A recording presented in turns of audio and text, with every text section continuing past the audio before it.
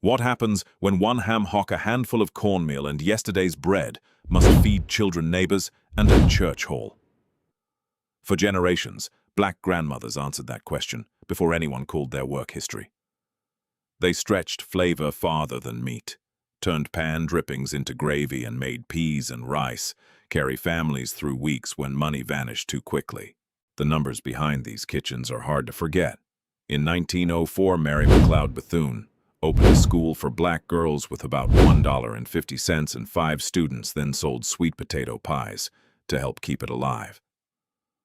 During the Montgomery bus boycott, Georgia Gilmore's cooking network often raised $100 to $150 at meetings to keep carpools running.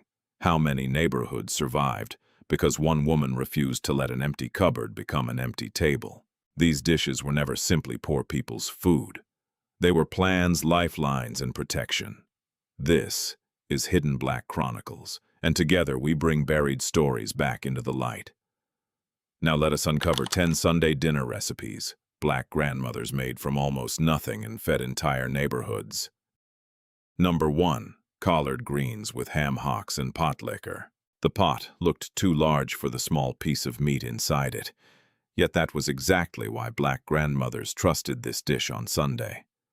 A single ham hock could not give every person a full serving of pork, but after hours beside collard greens it could season enough broth and leaves for relatives, neighbors, and children who arrived without being counted. That kind of cooking began before the stove was lit. In many southern gardens, collards survived into the colder months when other vegetables had faded. Older gardeners saved seeds from plants they trusted, sometimes keeping family varieties alive for decades. Between 2003 and 2006, USDA researchers collected 87 different Carolina collard samples, and many growers they met were already in their 70s. A Sunday recipe could disappear when a grandmother died, but the seed behind it could disappear as well. The leaves demanded patient work because grit had to be washed away, thick stems removed, and armfuls of greens cut down before they slowly softened in the pot. Ham hock, fatback, or another small piece of smoked meat released salt and flavor into everything around it. The pot liquor left beneath the greens was not thrown away. Cornbread soaked it up, allowing the same pot to reach another plate when the meat had almost vanished. A harder history stood behind that careful thrift, because a black laborer's account published in 1904 described peonage in Georgia, where workers raised corn, potatoes, and vegetables, but often lacked the freedom to eat what they had grown. Their labor produced food, while landowners' debt and local power controlled who could keep it. Knowing how to stretch a ham hock was useful, but the shortage was not created by the cook. Still, Sunday dinner became a place where families shared what the system tried to limit. In an oral history preserved by the National Park Service, black families remembered gathering at a segregated Florida beach after church with collard greens, cabbage, cornbread, and fried chicken. Elder relatives opened their pots, children waited nearby, and families tasted one another's cooking. Jim Crow decided which road they used and which beach they entered, but once the lids came off, the meal belonged to the community. Later, Willie Bell Hooper remembered neighborhood life in Newark, where an older neighbor shared vegetables and she helped his family buy meat with store credit. No household had everything, yet several households together could build a Sunday table. Collard greens fed neighborhoods because one grandmother never cooked only for the people she expected. She cooked for whoever might need a plate. Number 2. Southern fried chicken. How many pieces of fried chicken does it take to buy a black family a home? In Gordonsville, Virginia, Bella Winston answered that question with one unforgettable memory. My mother paid for this place with chicken legs. That sentence changes the way we should look at this dish. After the Civil War, freedom came without land, fair wages, equal credit, or reliable protection for many black families. Women who had spent years cooking for others now used those same skills to create a small income of their own. At Gordonsville Station, they brought fried chicken biscuits and pies to train windows before dining cars became common. The food looked simple, but the work behind it was punishing. A woman had to find the bird clean. It cut every joint, season it, coat it, heat the fat, fry. Several batches, carry everything to the station, watch the train schedule, sell quickly, and then return home to the rest of her responsibilities. Passengers remembered the taste, while official records rarely remembered the women. Years later, the same kind of labor filled a much larger table near Freetown, Virginia, in August 1984. Nearly 100 relatives and friends returned for Revival Sunday beside Bethel Baptist Church. Edna Lewis and Virginia Ellis fried 9 chickens, while Helen Lewis prepared about 6 more. Those 15 birds were only part of a full meal, yet they reveal how much planning, heat, time, and physical effort stood behind one joyful Sunday gathering. An older record makes the story even harder to ignore. In 1881, Abby Fisher, a black woman born into slavery, published a cookbook by dictating her recipes because she had never been taught to read or write. Her fried chicken recipe instructed cooks to save the fat left in the skillet, brown flour in it, and turn it into gravy. Nothing useful was thrown away when another mouth still needed feeding. Then Jim Crow culture twisted this history into a racist joke. White-owned businesses sold fried chicken while using degrading black caricatures, even as black women had used that same dish to support children's churches and family homes. Bella Winston's mother turned chicken sales into shelter, while Abby Fisher preserved the method in print, despite being denied literacy. Nearly 100 people shared a church meal because women worked for days before anyone sat down. America kept the recipe, but too often pushed the women who carried it into the background. Number 3. Baked macaroni and cheese. Before baked macaroni became the dish everyone watched at Sunday dinner, a black cook's freedom was once tied to the value of his kitchen skill. In 1793, Thomas Jefferson promised James Hemings freedom only after Hemings returned to Monticello and trained another enslaved man to become a capable cook. The surviving agreement never mentions macaroni and cheese, and no reliable record proves Hemings invented the dish. What it does reveal is more troubling. His knowledge was valuable enough to serve powerful men, yet he could not fully own the labor that produced it. More than a century later, Rufus Estes placed a baked macaroni and cheese recipe under his own name. His 1911 cookbook instructed readers to layer boiled macaroni with grated cheese, butter, salt, pepper, and rich milk, then bake the dish until the top became deeply browned. For once, the cook was no longer hidden behind the household he served. That layered pan also explains why the dish became so important at Black Sunday dinners. A small box of dried pasta swelled after boiling, while cheese saved for the occasion, milk, butter, and sometimes eggs bound everything into one large casserole. It was never truly made from nothing, because families had to set money aside for those ingredients.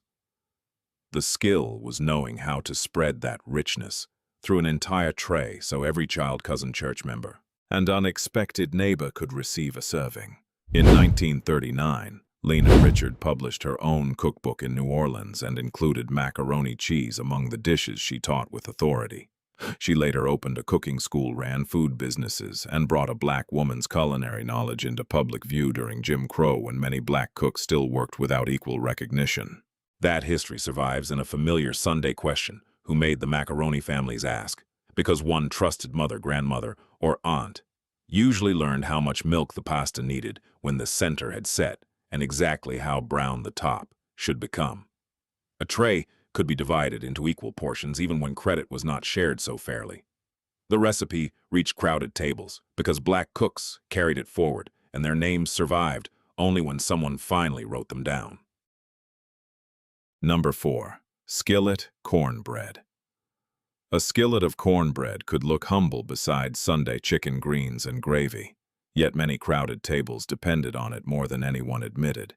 It did not add more meat to the pot, but it helped every spoonful of beans, broth, or gravy reach one more plate. That role came from a hard history. Booker T. Washington remembered growing up in a cabin that also served as the plantation kitchen, where his mother cooked over an open fire with pots and skillets. Cornbread and pork appeared often, because plantation owners controlled the grain, the ration, and the day it was issued. In some Georgia accounts, meal and bacon were handed out on Saturday and expected to last an entire week. When one family ran short, another might share what little remained. The bread was simple only on paper. Cornmeal had to be mixed to the right thickness, the skillet heated properly, and the batter watched without a temperature dial. In 1866, Melinda Russell published an Indian meal batter bread, using mostly cornmeal, a little flour, sour milk, hot water, eggs, soda, and very little lard. Nothing in that recipe was careless. Each ingredient had a job, and every spoonful had to matter. By the time cornbread reached church suppers, it had become more than a plantation ration. Black church women arrived early, heated pans, prepared bread, and counted portions, while the congregation listened to the sermon. Minnie Utsi, a respected church woman from Arkansas, who later lived in Denver, became known for a dependable cornbread recipe, preserved in her Hospitality Club cookbook. That is how one skillet could help feed a neighborhood. It could be cut into many pieces, carried easily, dipped into pot liquor, crumbled into beans, or saved for the next meal. When the food was thin, cornbread made the plate feel whole. When the church hall filled beyond expectation, the women in the kitchen knew how to divide the bread without making anyone feel like an extra mouth. The skillet was never the grandest dish on Sunday, but without it, many full-looking tables would not have fed everyone. Number 5. Smothered chicken and gravy. The plates were already set when another neighbor appeared at the door, and suddenly there were more people than pieces of chicken. In many Black Sunday kitchens, the answer was not to turn someone away, but to look again at what remained in the skillet. After the chicken browned, the cook kept the drippings, onions, seasoned flour, and dark bits clinging to the pan. Water or broth loosened that flavor into gravy. Then the chicken returned beneath a lid and cooked slowly until tender. The meat still had limits, but the gravy could cover rice biscuits, potatoes, or cornbread on every plate. That method carried a painful history of unequal wages, restricted jobs, and segregated public life. Black women were expected to create warm, generous homes, even when the wider economy gave their families little room for security. Smothered chicken did not erase that hardship, but it helped one Sunday meal stretch far enough for children, relatives, church members, and neighbors who arrived without notice. Ruth L. Gaskins preserved this spirit in her 1968 community cookbook, A Good Heart and a Light Hand, which included smothered chicken among recipes gathered from Black home cooks and professionals. The book was sold to raise money for projects serving Black residents of Alexandria, Virginia, turning shared kitchen knowledge into support for the wider community. During Jim Crow, Black families were often denied equal treatment in restaurants, yet their own tables remained places where a guest could still be welcomed with dignity. A late arrival might receive a smaller piece of chicken, but rice covered with rich gravy still carried the taste of the whole pan. The chicken fed those who received a piece, while the gravy made sure everyone else still belonged at the table. Number 6. Black-eyed peas and rice. On the last night of 1862, Black families gathered in churches and homes, waiting to learn whether freedom would arrive with the new year. The Emancipation Proclamation was about to take effect, yet everyone understood that a signature in Washington could not instantly break every chain across the South. That night became known as Freedom's Eve, and its memory later lived through watch night services in Black churches. In some Gullah communities, peas and rice were served after the prayers, giving families something warm to share, while they carried hope into an uncertain morning. The dish looked modest because its ingredients were chosen to last. Dried peas could be stored, rice absorbed the seasoned broth, and one piece of smoked meat could flavor an entire pot. Black grandmothers knew that everyone did not need an equal piece of meat when every bowl could still carry the taste of the same meal. The history beneath that pot was darker than the recipe suggested. Rice made Charleston wealthy, but much of the knowledge and labor behind that wealth came from enslaved Africans and their descendants. Cowpeas also carried African history, yet an early printed Hoppin' John recipe appeared in a white-authored cookbook without naming the black cooks who had long worked in low-country kitchens. Sally Ann Robinson later remembered learning the dish on Daufuskie Island from her mother and grandmother, using red peas or field peas rather than only the black-eyed peas now common in stores. Her family, measured by eye, cooked from memory and shared food with neighbors whenever the pot allowed. People often call Hoppin' John a lucky New Year's meal, but luck did not keep the tradition alive. Memory, faith, labor, and women who refused to let another person leave hungry did. Number 7. Neck bones and gravy. Over rice. At the butcher counter, neck bones looked unwanted because there was more bone than visible meat. In a black grandmother's kitchen, however, that same package could become broth gravy and enough flavor to cover a table full of rice. During the Great Depression, Sarah Young's grandchildren remembered that food still appeared on their family table, even while many Americans stood in bread lines. She cooked greens, ham hocks, chicken neck bones, beans, rice, and pies, using different parts of each animal, instead of depending only on expensive cuts. Cooking neck bones demanded patience, steady heat, and many hours beside the stove. They were simmered slowly with onions, garlic, and seasoning until the small pieces of meat loosened and the cooking liquid became rich. That broth could be thickened into gravy, then spooned over rice so that several people shared the taste of the same pot, even when only a few received larger pieces of meat. This skill grew inside an economy that paid many black workers less and limited the foods their families could easily afford. The market priced neck bones cheaply because they carried little obvious meat, but the cook saw value in what time could draw from them.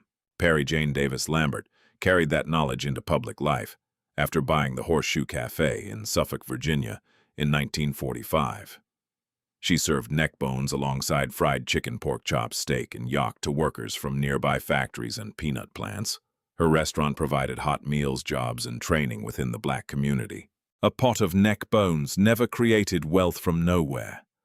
It showed how carefully one woman could turn a low-priced cut into broth gravy rice and enough comfort for people whose labor had rarely been valued fairly.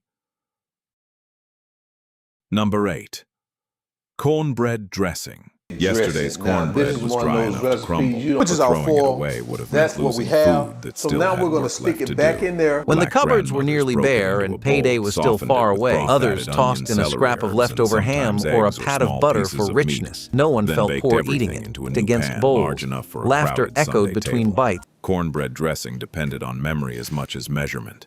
The cook had to know broth, when the mixture anything was that's too in wet your when skillet, needed put it more in there. broth and how Liquid. long Do it not could be stay in the afraid oven without to add the becoming liquid dry. to your. Cheapest One cuts, pan could be cut handled into with many patience, portions, could which become made the it most useful for family anticipated reunions, dish, church suppers, where and rice was holiday meals where king. nobody knew Each bite exactly carrying how flavor many far people would greater than its arrive. cost. In 1948, Frida DeKnight published A Date with a Dish, bringing black cooks, caterers, and home recipes before black readers at a time when their knowledge was often treated as household labor rather than expertise.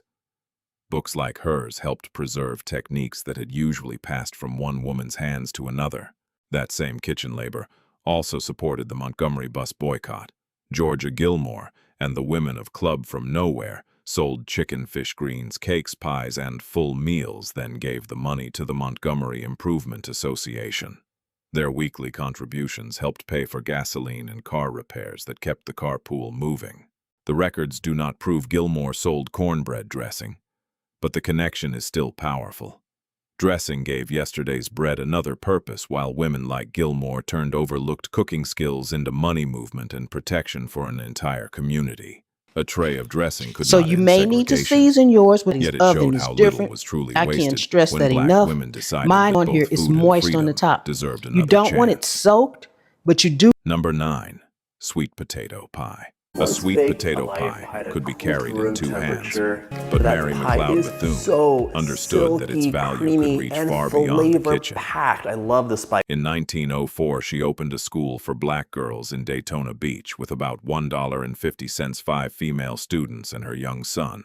Bethune needed money for books, supplies, rent, and food. Yet Jim Crow offered black children little public support and gave black women few easy paths to wealthy donors. She used every skill available, including baking and selling sweet potato pies. Customers may have thought they were buying dessert, while Bethune was also opening a conversation about why black girls deserved an education. The pie itself reflected the careful thinking found in many black Sunday kitchens. Sweet potatoes created most of the filling, while sugar, milk, eggs, butter, and spices were spread through the entire mixture. With the top on, one pie could be cut into several slices, sold at a gathering, carried to a supporter, or placed on a crowded church table. It was never made from nothing because every ingredient cost money and every crust required work. Its power came from turning a familiar crop into something people were willing to pay more for. Bethune did not build her school with pie sales alone.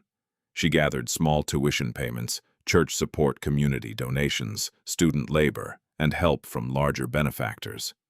The pies were one part of a much bigger strategy, but they reveal how seriously she treated skills, society often dismissed as women's domestic work. That small school eventually developed into Bethune-Cookman University. Between 5 students and a university stood years of teaching fundraising, baking, and refusing the limits Jim Crow placed on black education. Every slice sold moved the school a little closer to another book, another desk, or another girl who could finally enter a classroom. Number 10. Peach Cobbler. The spoon broke through the golden crust and the room went quiet for a moment because everyone knew the last dish had arrived. Peach Cobbler often came after the meal was already filling, yet its real work was to keep people seated long enough for another story, another laugh, and one more memory to be passed around. Louis Hughes, who had been enslaved in Mississippi, later remembered a large 4th of July barbecue where 3 or 4 women were assigned to make desserts. They baked peach cobblers and apple dumplings in iron ovens over outdoor fires, layering fruit sugar and thick pastry for a plantation crowd. Hughes remembered the excitement the desserts caused, but the women who stood over the heat were never named. That silence matters because the dessert survived in the record, while the cooks nearly disappeared from it. Their work required lifting heavy ovens, managing heat from above and below, preparing enough fruit for many people, and repeating the process until the crowd had been served. The joy was real, but so was the system that controlled their time and labor. Cobbler later took on a different meaning at black family reunions. After emancipation, families separated by slavery searched for relatives, rebuilt family lines, and created gatherings where names, stories, recipes, and photographs could be handed down.